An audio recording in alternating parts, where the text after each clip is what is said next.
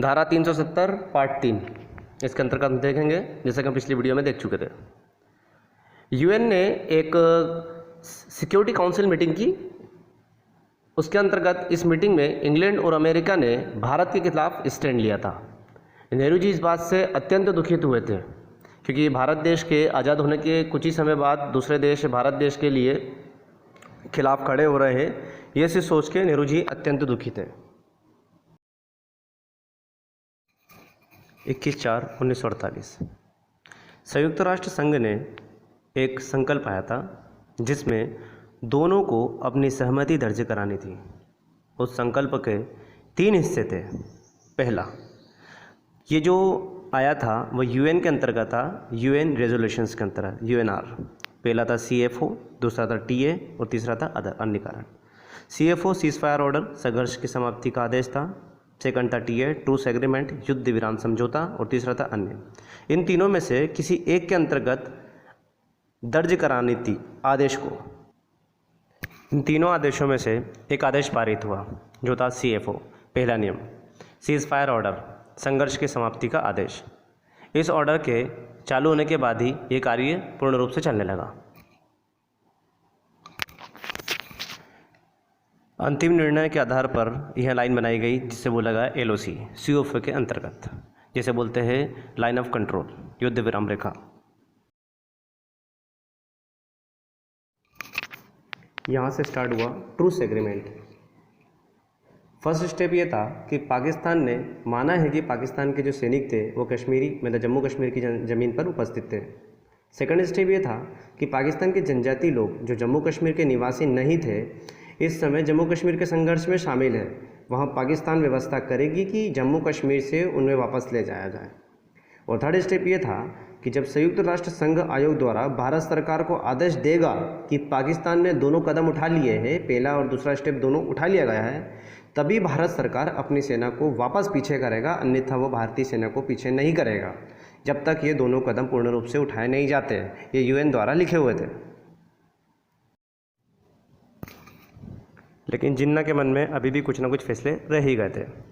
दोनों देश इस बात पर सहमत थे, मतलब जो दोनों देश थे, पाकिस्तान और भारत, दोनों इस बात से सहमत थे कि जम्मू कश्मीर का अंतिम फैसला जम्मू कश्मीर की जनता की इच्छा से होगा और पहली वाली कंडीशन वापस पूरी हो जाएगी। तो उन्होंने कहा कि जो लोकल एडमिनिस्ट्रेशंस थे उनके तहत जनमत संग्रह कराया जाएगा और उससे तय होगा कि जम्मू कश्मीर किस देश का हिस्सा बनेगा। हालांकि जैना को मन में अभी भी लग रहा था कि यहाँ से हम जीत जाएंगे, जिस प्रकार से जूनागढ़ में फैसला हुआ था जनमत संग्रह के आधार पर, क्योंकि वहाँ की जनसंख्या हिंदू थी और वहाँ का शासक मुस्लिम था। उसी प्रकार से यहाँ का शासक जो था एक हिंदू था और यहाँ की जो जनसंख्या थी वो मुस्लिम थी। तो जिन्ना के मन में ये सवाल शुरू से बन रहा था कि इस चीज़ में वो कहीं ना कहीं विजय होगा और उसके आधार पर ही वो जनमत संग्रह कराने के लिए आतुर था। परिणाम ये हुआ कि 35% हिस्सा जो जम्मू कश्मीर का था वह पाकिस्तान के अंतर्गत चला गया और बचा हुआ हिस्सा भारत के अंतर्गत, जिसमें 4000 सैनिक पाकिस्तान के शहीद हुए थे और 1100 सैनिक लगभग भारत के शहीद हुए थे। सितंबर 1948 के समय इस समय हैदराबाद में एक संगठन बना था, उसका नाम था MIM। इसका फुल फॉर्म है मजलिस-ए-इत्तेहाद उल मुस्लिमीन। यह नवाब का साथ दे रहा था और उग्र विचारधारा व्यक्ति था। यहीं पर एक नए संगठन बना था रजाकार, जो भारतीय व्यक्तियों के पक्ष में था, उन्हें मार भी रहे थे। ऐसा कहा जाता है कि नेहरू जी अत्यंत दुखी थे उस समय पे, क्योंकि देश के आज़ाद होते ही संयुक्त राष्ट्र संघ में उन्हें कंप्लेंट करनी पड़ी थी और जम्मू कश्मीर के खिलाफ कुछ समय बाद युद्ध विराम स्थिति जरूर हुई, लेकिन आंतरिक रूप से कहीं ना कहीं युद्ध भी चल रहे थे। इसको देखते हुए वह बहुत दुखी थे, लेकिन पटेल जी इनके विपरीत कार्य कर रहे थे, क्योंकि जब हैदराबाद में रजाकार संगठन भारतीयों को तकलीफ दे रहे थे, उसी समय ऐसा माना जाता है कि पटेल जी ने बिना अनुमति के, मतलब नेहरू जी के बिना अनुमति के उन्होंने कार्य करना प्रारंभ करा था और हैदराबाद की जगह पर उन्होंने सैनिक को भेज दिया था, अर्थात भारतीय सैनिकों को वहाँ पे भेजा था। ऑपरेशन पोलो। सरदार वल्लभ भाई पटेल ने भारतीय सेना के प्रमुख चौधरी सार्थ, मतलब 13/9/1948 के बीच में तो 18/9/1948 तक हैदराबाद के लिए भेजा था और वहीं हैदराबाद के प्रमुख थे यूरोपीय थे वहाँ के। तो यह युद्ध 5 दिनों तक चला और अंत में हैदराबाद भारत का हिस्सा बना था। लेकिन इससे पहले हैदराबाद का शासक इसी दौरान यूएन पहुंच गया और सिक्योरिटी काउंसिल में कहा कि भारत हम पर कब्जा कर रहा है। यूएन के द्वारा भारत से पूछा गया तो जवाहरलाल नेहरू के पास ये कॉल गया था, जवाहरलाल नेहरू जी के पास ये कॉल गया। तो जब उनसे पूछा तो उन्हें तो ये पता भी नहीं था कि ये कार्य हुआ भी है। तो उन्होंने पटेल जी से कहा कि ऐसा हुआ है। तो पटेल जी ने इस चीज़ की बोला नहीं, छोटी मोटी पुलिस है, ऐसा बोल के इस बात से पूर्ण रूप से इस बात के बारे में बता ही नहीं थे। और ये कार्य पूर्ण रूप से बहुत ज़्यादा अच्छा रहा था, क्योंकि रजाकार और हैदराबाद के द्वारा किए गए इन नरसंहार के बीच में जो भारतीय पक्ष में थे उन्हें 20 से 40 हज़ार लोगों को मार दिया गया था। मुख्य रूप से 5 दिनों के अंतर्गत ये कार्य उसमें शामिल है। तो कुछ पत्रकार कहते हैं कि 2 लाख हत्याएँ हुई थी, लेकिन लगभग 20 से 40 हज़ार भी बताई जाती है। उसके बाद हैदराबाद 1956 के अंतर्गत मतलब तेलुगु भाषी हिस्सा बना, जो आंध्र प्रदेश में मिला दिया गया। इसके बाद में मराठी भाषी हिस्सा बना, जो महाराष्ट्र में मिला दिया गया। उसके बाद कन्नड़ी भाषा हिस्सा बना, जो आगे चलकर कर्नाटक में मिला दिया गया, यह चला गया। ऐसे 3 क्षेत्र भाषा के आधार पर हमको मिले तो 1956 के अंतर्गत। हैदराबाद की रियासतें एकमात्र बनकर रह गई थी। नेहरू जी अब अपनी रणनीति पर कार्य करना चाह रहे थे। वहाँ सोच रहे थे कि जम्मू कश्मीर का मुद्दा जल्द से जल्द खत्म हो जाए। इसको देखते हुए उन्होंने CFO के आर्डर को मान भी लिया, किंतु सेना ने उनसे कहा कि हमें यदि 2 से 3 महीने और दे दिए जाए तो कश्मीर हम जीत लेंगे और कश्मीर हमारा होगा। लेकिन नेहरू जी अत्यंत चिंतित थे, क्योंकि इस वॉर को देखते हुए यदि अंतर्राष्ट्रीय युद्ध की स्थिति बनी तो भारत को इसका सामना करना पड़ सकता है, क्योंकि भारत के पास पूर्ण रूप से अभी वह शक्ति नहीं थी जो अन्य देशों के पास थी। क्योंकि भारत देश को आज़ाद हुए है ज़्यादा समय नहीं हुआ था, और भारत देश की आर्थिक स्थिति भी अभी उस समय इतनी मजबूत नहीं थी कि वह पूर्ण रूप से कार्य कर सके। लेकिन फिर भी जवाहरलाल नेहरू जी ने इस कार्य को बखूबी निभाया कि उस प्रकार से किस प्रकार काम किया जाए। नेहरू जी ने कश्मीर का 2 सही 3 हिस्सा भारत को मिल गया, मतलब इनके द्वारा कश्मीर का 2 सही 3 हिस्सा भारत को मिल गया, और 1/3 हिस्सा पाकिस्तान में चला गया, जिसको हम आज़ाद कश्मीर के नाम से जानते हैं, और भारत के हिस्से को कश्मीर के नाम से हम जानते हैं। जूनागढ़, हैदराबाद और जम्मू कश्मीर विलय पत्र एक समान थे। जम्मू कश्मीर का मुद्दा इसलिए अलग था क्योंकि 2/11/1947 की जवाहरलाल नेहरू जी ने एक स्पीच कही थी, मतलब भाषण में यही कहा था कि प्लेबसाइट कराया जाएगा, मतलब जनमत संग्रह कराया जाएगा। यह बात माउंटबेटन ने भी कही थी, और माउंटबेटन तो इसी विचार में था। जवाहरलाल नेहरू जी ने कहा कि इसमें कार्य होगा, क्योंकि शेख अब्दुल्ला को 1947 में उन्होंने जेल से छुड़वा लिया था, और विलय पत्र की कुछ शर्तें भी थी, उसके आधार पर कार्य चल रहा था।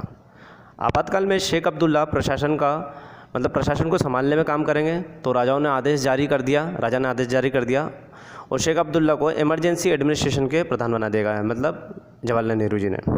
30/10/1947 में प्रधान बनने के बाद में शेख अब्दुल्ला पूर्ण रूप से समर्थ में थे, और जम्मू कश्मीर की जनता को ये कहा कि आप पाकिस्तान का सपोर्ट बिल्कुल ना करें, मतलब उसके समर्थ में बिल्कुल भी ना रहे, केवल भारत का ही पक्ष दे और भारत के पक्ष में रहे, ऐसी उन्होंने आशा जताई शेख अब्दुल्ला ने। क्योंकि शेख अब्दुल्ला उस समय के वहाँ पे पॉपुलर व्यक्ति हो चुके थे, क्योंकि नौकरी के दौरान आपको पता ही है, नौकरी के दौरान इन्होंने वहाँ पर विरोध किया था।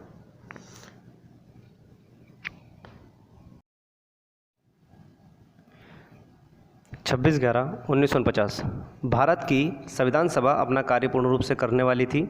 26 नवंबर 1950 को हमारे संविधान में के शुरुआत से लागू हो गई थी। 1949 के जून में एक मीटिंग रखी गई थी, जिसमें 3 व्यक्ति शामिल थे। वो 3 व्यक्ति कुछ इस प्रकार से थे, जैसे शेख अब्दुल्ला, पटेल जी, मतलब, और उसके बाद में जवाहरलाल नेहरू, मतलब सरदार वल्लभ भाई पटेल, शेख अब्दुल्ला और जवाहरलाल नेहरू जी, 3 व्यक्ति इसमें शामिल थे। इस मीटिंग को दिल्ली समझ कहते हैं, मतलब दिल्ली अंडरस्टैंडिंग कहा जाता है इसको, दिल्ली समझौता के रूप में। दिल्ली समझौता 1952 में हुआ था, और दिल्ली समझ मतलब दिल्ली अंडरस्टैंडिंग अलग हुई थी, ठीक है। दिल्ली समझौता 1952 का है। संविधान सभा जिस समय बन रही थी, उसी समय जवाहरलाल नेहरू और पटेल जी को ये बात आई कि क्यों ना जम्मू कश्मीर को भी इसमें मिला लिया जाए। तो इनकी सहमति के आधार पर जम्मू कश्मीर में 4 व्यक्ति बनाए गए, मतलब संविधान सभा के 4 व्यक्ति बनाए गए जम्मू कश्मीर के। जो कॉन्स्टिट्यूंट असेंबली थी उसमें 4 व्यक्ति रखे गए। वो ऐसे बनाए गए थे, जो 4 मेंबर बने थे, वो विशेष प्रस्ताव से इन्हें बनाया गया था। जैसे पहला था शेख अब्दुल्ला मेंबर, ये प्रमुख सदस्य थे इसके, हालांकि शुरू से बने हुए थे इसलिए। सेकंड थे मिर्ज़ा अफजल बेग, तीसरे थे मसूदी, चौथे थे मोतीराम बागड़ा। संविधान सभा में शामिल होने के लिए जम्मू कश्मीर के प्रतिनिधि के रूप में होने लगे। ये चारों व्यक्ति इसके प्रमुख व्यक्ति माने गए थे आने वाले समय तक। इन चारों ने संविधान सभा में बात रखी और पूरे संविधान में 306 ए के नाम से आर्टिकल ड्राफ्ट कॉन्स्टिट्यूशंस तैयार किया। बाद में यही नाम धारा 370 या फिर बोले आर्टिकल 370 बना। तो अब तक हम जो इतनी बात करते आ रहे थे आर्टिकल 370 की, इसका ये इतिहास था जो हमने अभी तक देखा। अब हम अगले वीडियो में देखेंगे धारा 370 कैसे और कार्य करेगी आगे, इसका कैसे कैसे काम होगा, मतलब भाग 21 क्या होगा, आर्टिकल 369 392 किस प्रकार से काम करेंगे, 13वां संविधान संशोधन क्या होगा, 1962 में क्या हुआ था, पेप्सू क्या होता था, आर्टिकल 370 में कितने पार्ट थे, ABCD पार्ट का किस किस प्रकार से काम हुआ, आर्टिकल 239 242 238 आर्टिकल 152 237, ये जितने भी आर्टिकल इसके महत्वपूर्ण आर्टिकल माने गए हैं सारे हम एक एक करके इसको कंप्लीट करेंगे। ये सभी चीज़ एक एक पूर्ण रूप में बताई जाएगी। ठीक है, आपको अगर वीडियो अच्छा लगता है तो शेयर करें और इसके जितने अगर आपको डाउट लगता है तो कमेंट करें। अगर आपको किसी भी चीज़ में कहीं भी कोई डाउट लगता है तो आप कमेंट करें, उस चीज़ पे ध्यान दिया जाएगा और उसको सुधारा जाएगा। जय हिंद।